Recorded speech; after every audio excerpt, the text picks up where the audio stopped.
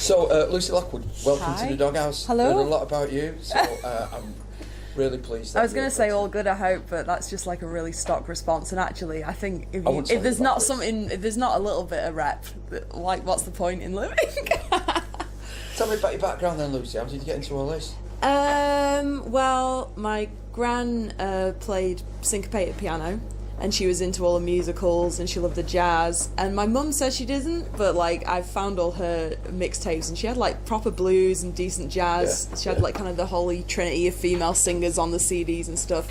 So yeah, I've been listening to jazz since I was like 12 in high school. I got ridiculed in high school because I also listened to Wigan Casino's Northern Soul Survivors, which you can imagine, you know. What's wrong with that? The Northern Soul. Well, I know. Nice. I felt like I had decent taste. Keep the faith there for Northern Soul. Well, it's amazing music. It's amazing music, and like, I mean, what was my alternative? S Club 7. So when did you find out you could sing?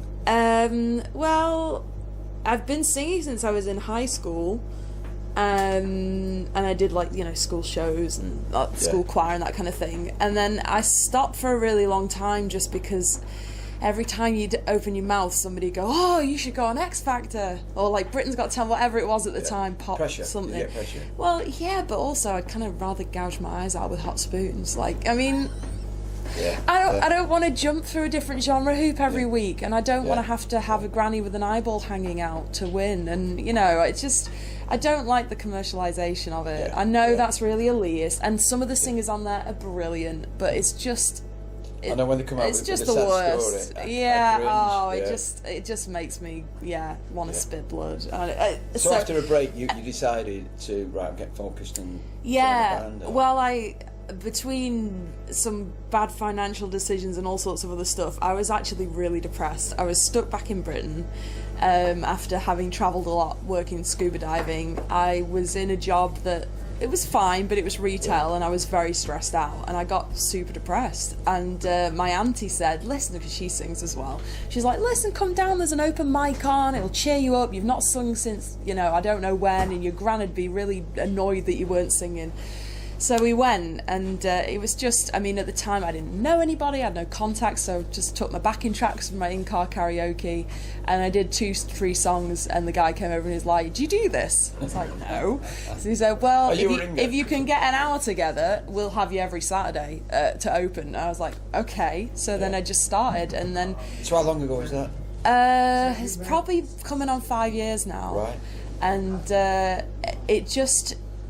I can't remember how I just started going to like I started like stalking Matt and Fred's jazz jams and I mean I'd have to do quite a lot of kind of function work and weddings, but it's my sole income and it's doing okay, which is great. So you know, and I started going to jams and hanging out and watching, and then I got the balls to actually go up and sing a song, and everyone reacted really pleasantly, and Keith, who's playing with us tonight, came up and was like, hey, do you want to do some stuff? And I was like, like, so anybody who'll have me. So that's how the band started? So how's that gone?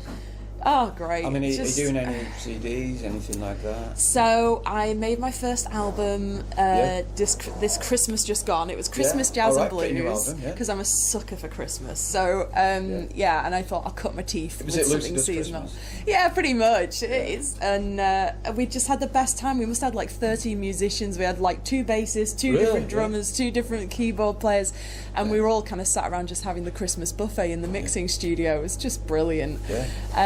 So, and then I was saying to Masashi on the way up, the bassist, my aim this year hopefully is to pen some lyrics and have some of my own material, because that's what people are telling me they want out of me now, so, which is lovely. And you're getting more and more gigs. Yeah, what have you got, it's anything busy. Like festivals or anything?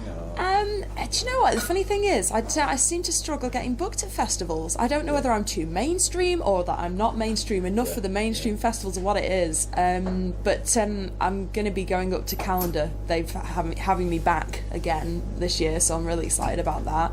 I'm doing Congleton Jazz and Blues Festival in August. And it's just things like I do Dave Leuven's Singers Nights at Manfred's regular, Monton's Malt Dog. I host the Thirsty Scholar Jam in Manchester when Ed Kaniek will ask me. You know, anywhere that'll have sounds me, like it's all going good. I'll pretty much be there. Yeah. So yeah. I'd say that's 5 minutes.